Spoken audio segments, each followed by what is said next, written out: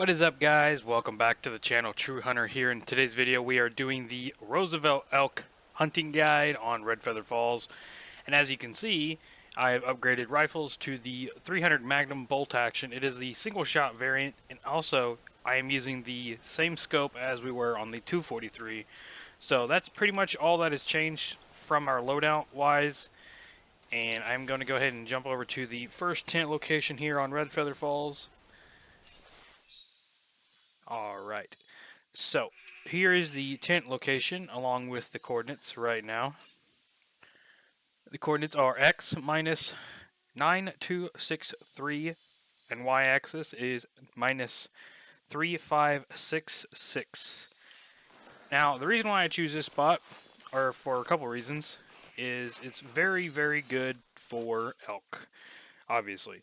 But not only that, let's see, on the edge of the map here, the borders are going to be your main spawning area. So they're going to primarily come inland like this. Okay? For some reason, the elk in this game, on this map in particular, really like to gather around this lake right here. Okay, and I don't know why. This lake is a really good hotspot, and then this river location right here next to this stand is a really good spot as well. For some odd reason, they just seem to collect there throughout the hunt. So, if you guys are ever looking for elk and you guys haven't found any, definitely come here to this little lake. And as you can see, we have some elk already up on the hill. We're going to go ahead and give a elk bugle for those guys. I'm going to hop up in my tripod stand. And the only reason why I have a tripod stand here and not a tree stand is because I have my tree stands on other maps. So, that's the main reason why this is a tripod stand and not a actual tree stand, but it really doesn't matter. You'll have the same camouflage if you were in the basic 3D, so you'll be just fine. Alright guys, so unfortunately this is a cow, not a giant bull we were looking after, so I'm going to take her with a snake bite. Go ahead and do a spine shot, and as you can see she got pretty close. Any closer she probably would have ended up spooking, just because her eyesight is, you know, level with me sitting in the tripod. So, it's definitely not the same as hunting out of a tree stand and they can get right under you. Can't really do that with these. So, let's see. I think what we're going to do...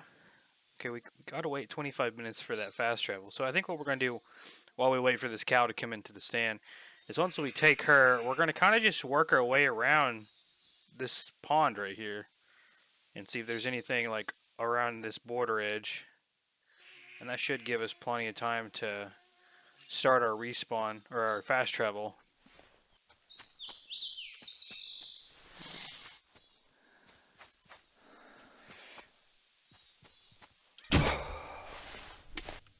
Okay.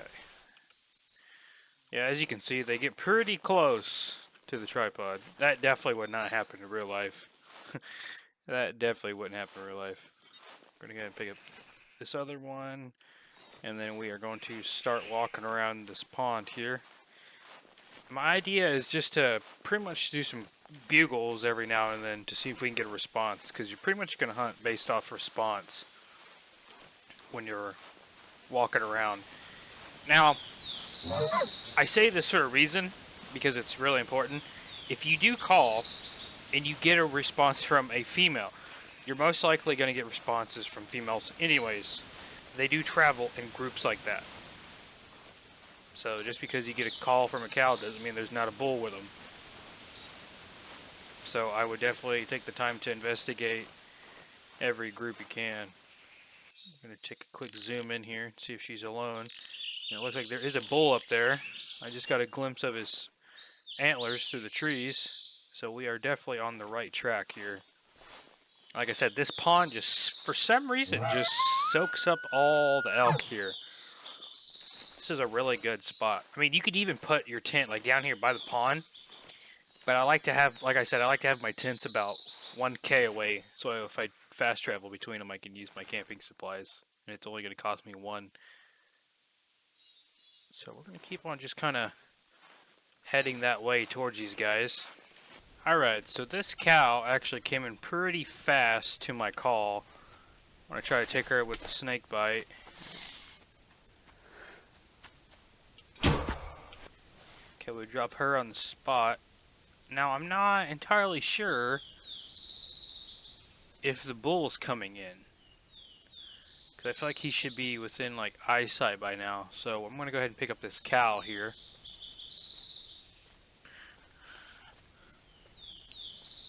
Just to take note, we do have 3 elk down already.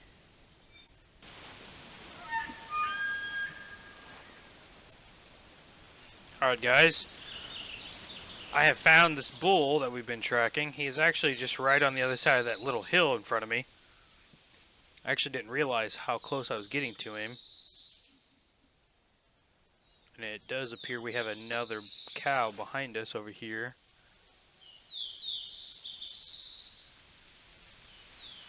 I believe she's somewhere close to where I was actually at when I killed those, or killed that one cow. And it looks like here's our bull.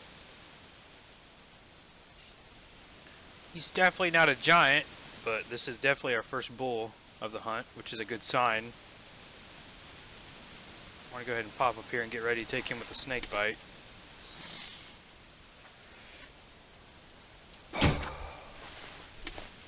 Just like that, he is down. Like I said, this pond is just, in my opinion, one of the best areas on this map for Roosevelt elk. Alright, he's weighed 385.1, he was 185. Alright guys, so we actually found our second Roosevelt elk bull. I just got an audio call from him. He's about 150 meters away. Now, he should already be coming to my call because I called and that's how I got the response from him. Now, a very useful tip I can give you guys for elk hunting is if you get a response anywhere from 1 to 3 seconds, that gives you a cue that it's not a trophy elk, okay? The bigger elk, and this goes for all of the big animals, like high-scoring animals, they will not give off an audio cue immediately or never. So if I call, we sit here and wait, and we don't get an audio response, that means he's probably a pretty decent bull.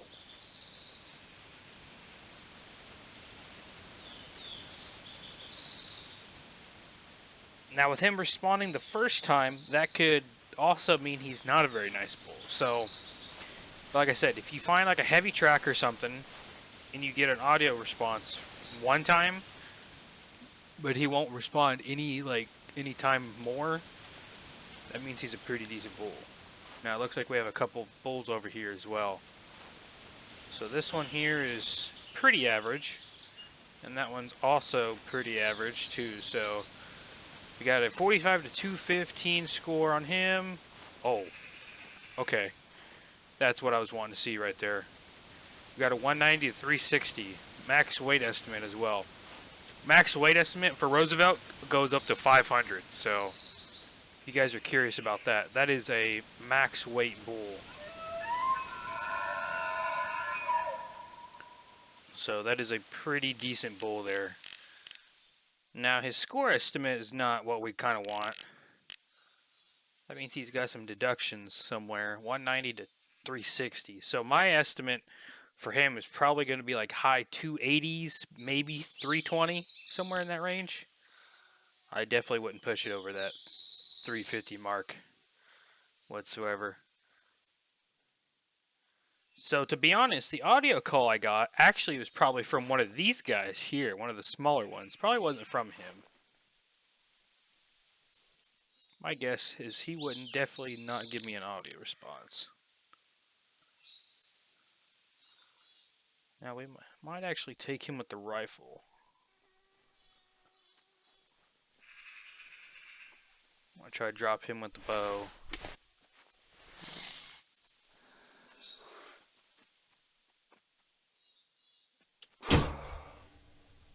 And we got a drop shot. I'm pretty sure that was a heart shot, too. And it looks like we got these guys to still hang out here, too. So I'm going to give them an audio call. And then we'll pull out the bow, because this guy's going to turn around right immediately, almost. And start coming back up the hill towards me. Alright. Pretty sure that's the one right here in front of me. Okay, yeah. I'm going to go ahead and see if I can drop this guy here. We did indeed drop him. We got a neck shot here, so that is a good deal. Go ahead and get him on cue again. And just in that short time, let me clear my map off here. In just that short time, just walking around this pond right here is, I think this is elk. Let's see, we got two cows in the beginning, one cow on the way over here. So it's 3, 4, 5, 6, 7. We've got 7 bulls at the first tent location right here. We've not even covered the second tent location yet. So if that doesn't tell you how good this spot is. Let's see what my fast travel time is here. Got 7 minutes. I could probably get away with shooting my gun, to be honest, at this guy. Yeah, we're going to go ahead and take this guy with the 300 Magnum.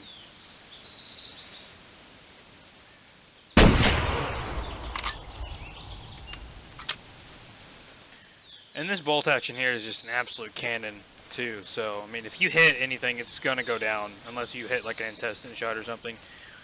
But here's our first bull. We're going to go ahead and grab him. He weighed 421, and he scored 223. Okay, so if that guy scored 223, this one here definitely pushing 300. Definitely going to be pushing 300, I would say. 484 for the weight. We got 302. So that is a good bull. And that actually puts me in second place for the Roosevelt elk comp too. So I'm going to go ahead and get a trophy shot loaded up here.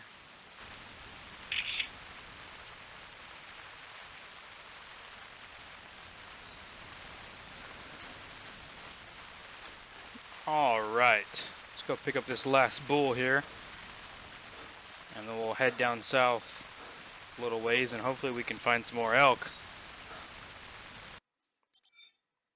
356, we got 206 first score. So see, these are some pretty nice elk here. I actually have another track here. I don't think I found this guy, but I'm pretty sure this one here. Yeah, this guy, wow. Actually, that might be a completely different group, actually, because these are different. Alright guys, so I went down south a little ways past the tent and didn't really find anything besides cows, so I decided to fast travel to my second tent location here. And I'm going to go ahead and put the coordinates here on the screen. It is X minus 9313, and then Y is minus 2886. And as for this location, it is really good for both Roosevelt elk and white-tailed deer. You'll probably see more whitetail than anywhere else that we've been so far, just to the fact that you're starting to get down here into this region right here where you're going to see a lot of moose and white-tailed deer prominently. But primarily you're going to see Roosevelt elk up here. We're going to go ahead and do a bugle to see if we got anything around us. Oh. Okay, it looks like we do have a bull down here at the end of the road. I wonder how big he is. Probably not going to be a giant, but that 302 is probably going to be the biggest one we're going to get. I've only ever shot one Roosevelt elk that was over 400. And it was like 418. And that was on White Hart Island, believe it or not, from the Golden Tree Stand. Did he call again, or was that a different one? Okay, he called again. We're going to take him with the 300 bolt action Magnum. not the 243. So I've used that gun for 3 guides now. I'm just so used to saying it. So let's go and pop this guy here. And we drop him on the spot. Let's go ahead and grab this guy. And there is a track over here that I've noticed. Oh yeah, this guy's like itty bitty. 69 score. That's great. Giggity. Alright. Oh, this is an elk track. Okay, well, there was an elk around here in the area. Let's go ahead and hop back up here in this tree stand. Alright guys, we have our next set of elk here. And it looks like we have a bull, and actually we have a couple bulls here. It's kind of a double group. Go ahead and take him with the snake bite. I believe that's a cow, and that is a bull over behind this cow. Go ahead and see if we can put a drop shot on this cow so this bull doesn't spook. Okay, that is elk number 9. Hopefully these guys don't spook. I'm actually going to try to take this bull first, I think.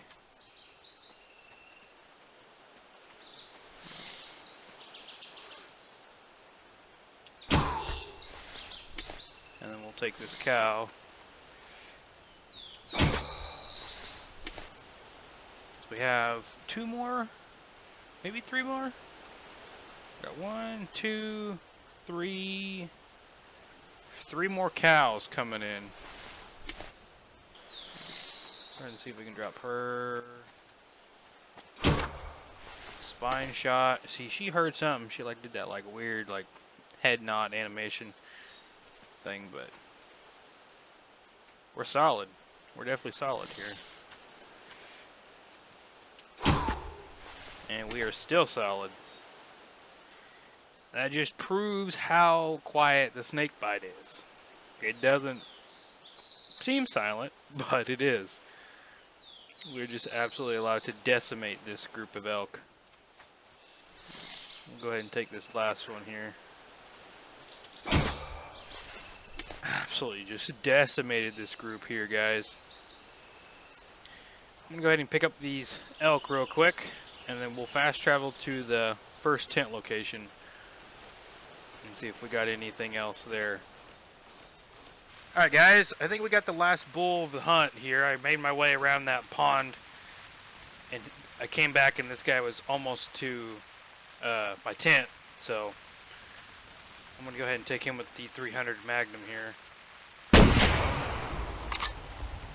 And just like that, we absolutely drop him.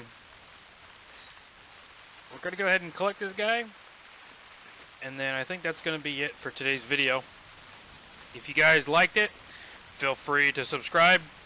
It is much appreciated. And drop a like. The YouTube algorithm also loves that.